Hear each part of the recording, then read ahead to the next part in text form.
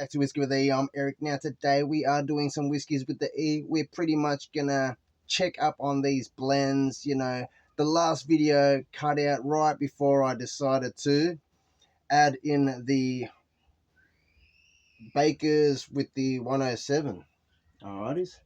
So pretty much the Bakers 107 that was finished in the red gum that was soaking in the tawny port. Then I mixed it with the wild turkey that was finished in the red gum wood that was holding some tawny port. Alrighties. So let's just say the wild turkey line is here. The wild turkey with port cast finish, asterisk. Then the 107 port cast finish. Then I topped it up with just the wild turkey 101 that was finished in red gum wood that wasn't holding any tawny port, if that makes sense. Now this is a second fill compared to the Kentucky Spirit that was put in virgin red gum wood that wasn't finished in any tawny port, if that makes sense. So look at the color of that. This is dramatically dark. So you know what, we're going to compare the difference. Let's go. Okay, so the first fill Kentucky Spirit. Oh my goodness, that is just pretty full-only dark right now.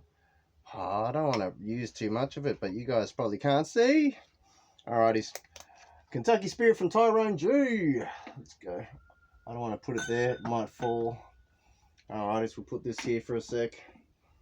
Now we got the wild turkey that was filled in that same cup with the red gum wood after I extracted the Kentucky Spirit from Tyrone G out. Alright. We are running low, but don't worry. We still have some of this wild turkey in this right here. So you know what? We can extract that out, put it in this bottle. Alrighties. Okay. Wow, look at this. Look at this, guys. I don't know if you guys can see the difference. There is more of a reddish hue. It is a whole lot darker. Ignore all the dirty glasses and the fingerprints.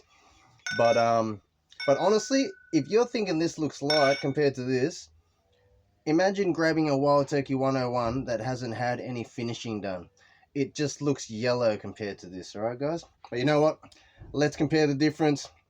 First fill compared to second fill, and then we will taste the blend afterwards. Here we go.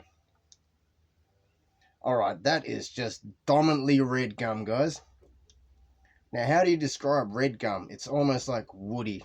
Very woody. Very red gummy. Very woody. Like elements of the Kentucky Spirit, like the you know, that baked apple note, all that. I can't even pick that up anymore. You're barely even getting the caramel, the vanillas.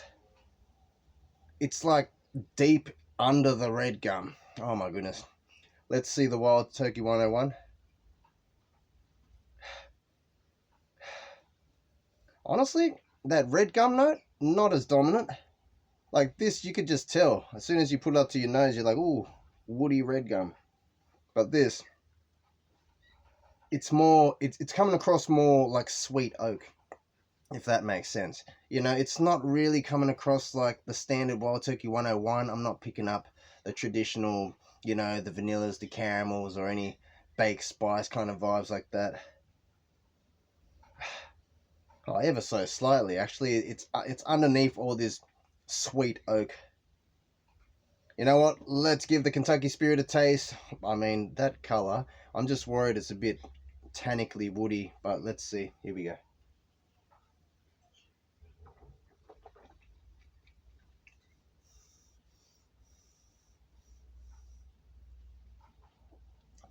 Oh,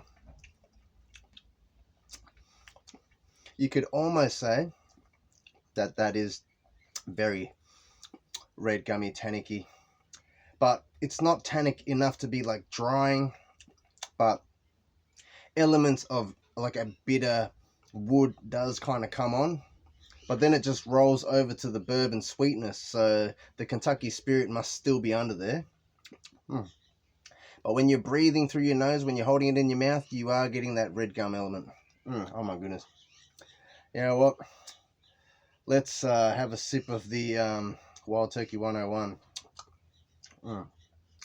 We won't cleanse the palate. Let's just go it. Here we go.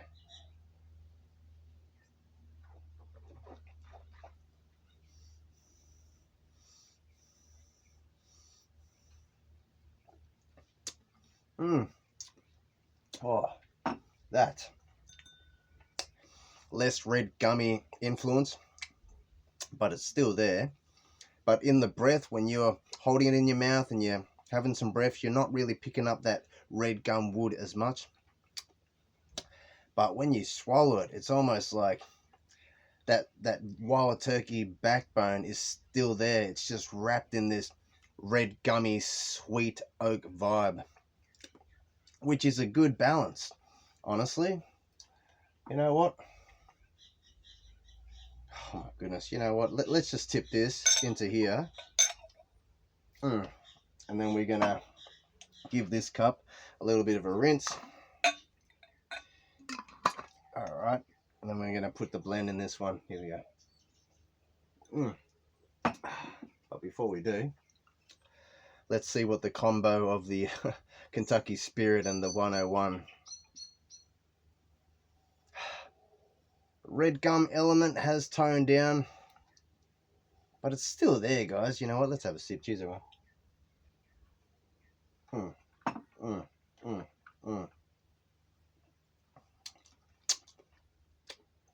Still very woody. You need more sweetness, and that's why I think this blend is going to work, because of the two port cask finished bourbons topped up with the elements of just the red gum finish. I think it's going to work. All right, here we go. Oh my goodness. I don't really want to take out too much, because now we're going to have to add in something else just to level it back off, and maybe it's going to tinker with the flavor profile, but maybe we can add in some Blantons or something, make it a unique kind of blend. But here we go, the blend that we blended together. Here we go. So the two port cask finished in red gum wood, if that makes sense. Red gum wood that was holding port, finished with the two bourbons, if that makes sense. Here we go. Hard to explain when we're not using barrels. Oh, coconut, white rum, interweaving with slight raisin sultanas. You can almost say like slight dates. Almost like a milk chocolate mixed with the white coconut rum. So you're getting like a bounty chocolate kind of thing, you know, the coconut filling in the inside with the chocolate on the outside. Yes, you're getting the red gum influence, but it's not dominant. Oh my goodness. What an awesome nose. Let's go. Let's have a taste. Cheers, everyone. Here we go.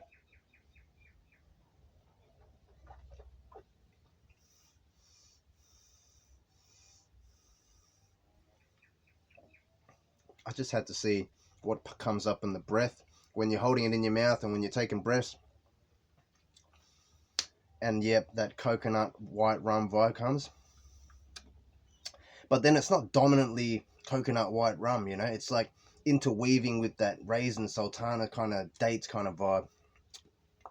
But when you swallow it, that's when the bourbon shines through again, that caramel, that vanilla sweetness.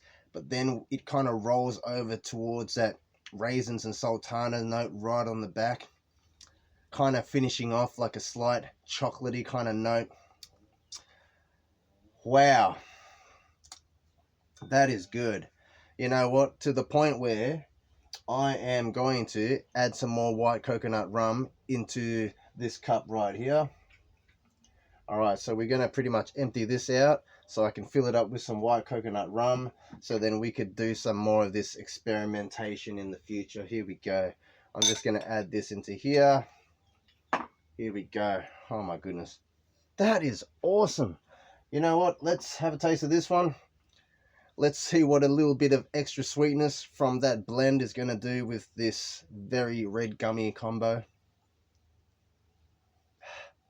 Yeah, I can barely pick out that white coconut rum, but you know what? Let's have a sip. Cheers, everyone.